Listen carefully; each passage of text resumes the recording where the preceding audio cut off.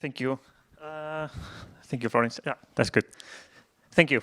I'm here on behalf of the Quick App Initiative, although I'm representing as well Huawei in some standardization activities in some organizations like W3C and doing some stuff related to W3C. In the past, I was also related to standards since I think 2009, when I started to run the W3C office in Spain, the World Wide Web Consortium office in Spain. So I've been familiar with open source. Everything we do in W3C is open source, and also with the standards part of the web and some applications. And I will be introducing a new concept. It's well, not new concept. This was already introduced by Christian this morning. The mini apps, light apps, smaller applications that are closer to the end users, the citizens, and where we can provide easy. We can provide applications to reach out our customers, our users very easily without friction to go to the marketplaces and just directly access to them and engage them in our services. So I will present one project called Heritage Inn. This was something personal I created at the beginning. Once I moved to Leuven in Belgium, I had no idea neither French. When I was struggling learning French, but when I came there, everything was written in Dutch, well, in Flemish. So I really struggled to understand what is going on around. And if you like history, and this is a really nice place to learn about the history, the Middle Ages history, because of the nice landscapes and the nice remains it has, the city has. It's really, really interesting. And they have a very rich cultural heritage to show, but they only show it in Flemish. So it was very difficult to understand. And I also realized that something that is clear, and is clear for all of you, that every single town, a small or big town, is very proud of their resources, their assets. We have, we all know specific things in our towns that perhaps are hidden and might be really interesting for visitors or also for our neighborhoods. That could be something relevant, but difficult to preserve during the years. Even more if this town or this city is small, like they don't have the resources to keep a proper preservation of the heritage. It could be cultural, it could be natural. This town can be famous for the vineyards, the breweries, or whatever you might imagine, right? Or whatever you can have in your town. So the idea was creating something to show off the resources and the places around your city, around where you are. So something simple. The objective of this application was creating a local, to promote local resources for any kind of heritage. So new way, easy way to create with no code or the lowest amount of code, a heritage application for your city or for your town, based on some key components, key foundations like open source. So this will be open source to be open, well, created first by the community and also open and be enhanced by the community. The data will come from the official sources, could be open data, but also you can enrich the data using crowdsourcing, so everyone can contribute with the knowledge you might have, your parents' histories, so your pictures, so you can contribute to this, and something that should be sustainable, so easy to implement and easy to deploy, and also with no cost, or at least with the minimum cost for the municipality or the association or the individual like me that wants to implement something for your town. So these are the main aspects. So you will see how we can get it. Something interesting that is with the minimum cost, so no cost for everyone that wants to create a new implementation of this. And something interesting that I told you is that can apply to any scenario. Could be natural resources, cultural heritage, heritage in terms of, as I told you, could be I don't know, for the museums you have or the castles in the region. So for any kind of heritage. And something that, as I told you, something that could be only relevant or not relevant, could be relevant for many people, but only accessible for some people. Hidden gems in the the city, in the place where you are. So as I told you, these are the kind of information you have in this city, in Leuven, where you can find information about the specific remains in the city, really interesting ones, like the old, that brings you to the oldest times of the ancient times of the city, but only in this case in Flemish. And some other, like in the picture, as you can see, some let's say monuments, in this case a natural monument, but it's totally unknown for most of the people, because it's there is no information about this, but this is a part of the history of the city. So we should bring this make this open to everyone using a simple way to do it. So I will show you the methodology. We created a methodology that is public. It's totally open. It's under also open licenses. You can reuse it, you can copy, you can do whatever you want with this. And it's under what is in the OW2 repository, so it's totally open for you. So these are the 5 steps, the main steps you can find. First of all, starting by cloning and configuring the project. Just going to GitHub, the GitHub page, and you can find the methodology itself, all the step-by-step, also some tutorials, some presentations where you can see a step-by-step process for creating a new application. Templates for the database with some examples. So it's for technical people, it's a JSON file where you can copy, you can paste, and just change the list of points of interest you want to add in the application, and also configure some colors, but it's something that is very intuitive. And also the templates for a quick app, a light application, a new model of light applications that if you want to try it for Android, you only have to implement it and you can play with it. So it's a new way to create it. You only need to clone the project or for the project, whatever you want. You reuse the project and implement or change the database using your own knowledge, or as we recommend, using the open data, the official open data you might have. Most of the municipalities right now are providing resources to cover this perfectly. So you can get, for instance, one spreadsheet with the list of points of interest. It could be the bars in your town. So it's enough to represent it here. So you can clean it up. You can do some transformations, as I will show you, and also in the methodology you can find some tools and recommendations to clean the data and enrich the data.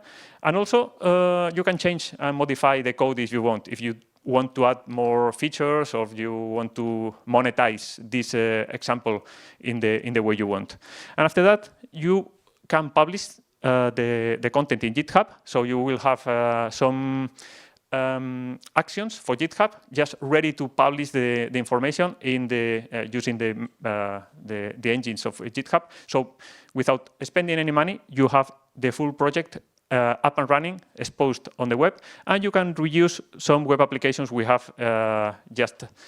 It's a progressive web application. Let's say it's a meta application, meta web application, where you can include your implementations, just the configuration file, and you will have a new application for your own purposes. So this is the very simple. It's just it's straightforward. It's just following the steps, and as you see, you have full control of everything. And once you have the database at the end published on GitHub, you can offer the possibility to your community to increase the quality of the data, provide more images, and also, in case you want to do something with the code, increase the quality of the web application. So this is more or less the methodology in overall terms. And you can see that it's totally open in GitHub, and using the open, let's say, the public and free tools that preserve this concept or this foundation of the sustainability. About the database, as I told you, what data? You have the knowledge, but also you can use, or we should use the official data at the beginning to have a proper list of points of interest. That and in some cases, some examples we did, we used information from, as I told you, the municipalities open data project or initiatives. I will show you some examples. So we prepare with the camera to scan the QR code. One example for here for Paris that only took 1 hour to create it. So I will show you later. Information coming from the official sources, but you can enrich it with your own pictures and your own knowledge and your own stories. We recommend to refine the data using some specifications, creating some, adding some links, attributions, the specific attributions if you use third-party images linked from here, for instance, in with the Creative Commons VI, for instance. So you can use some templates, clean it with tools like OpenRefine. This is one of the tools we have used in several examples to make it quicker and clean all the data. Also, this tool enables us to enrich the data with semantics. So we can access the information we have, the title of the entity we are representing, for instance, and enriching this with semantic data and collecting more information from the web. So this is an important process that can help us to increase the quality of the let's say, the first database, the first data set we have as a basis. A point of interest will look like this. So you see that it's very intuitive. Well, if it's a JSON, but it's something very simple. An identifier, a title, a description, latitude, longitude for the coordinates to position this on the map, and also to recommend you the points that are near you, and also some images, attributions, and other text you might use. And at the end, you will find something like this. This is the exact visualization, or one of the visualization of this point of interest. In this case, is an example of Brussels, the comic book road, where you can find around the city several wall paintings with comic characters like this one. So this is one example you can have a look and you can copy. So this is how a point of interest might look like. Also, you can have this information in several languages. So the configuration file is prepared for localizing this list of places. And after that, you can customize the application. This is also, well, you have to know something about how to configure GitHub, for sure, and also how to edit a JSON file, but you also find some very intuitive, right? The URL for the repository, if you want to add this information or the information back to the users, also offering some URLs to offer you feedback. In this case, we have used the issues of GitHub, opening issues directly on GitHub to increase the quality, to report mistakes, or just to enhance the quality. So you see, it's very intuitive, very simple, and you can change this text, and only with this will be also the colors to customize the look and feel of the application you want for your city. And after that, as I told you, we have included some actions only ready, almost ready to be deployed in your account, in your repository. First, to validate the JSON you have created, in case you allow others to contribute with the database. So the first step will validate the JSON that is valid according to the specification for the application, for sure. And after that, it will be deployed in the GitHub pages for public exposure of the database. And after that, we just run the app.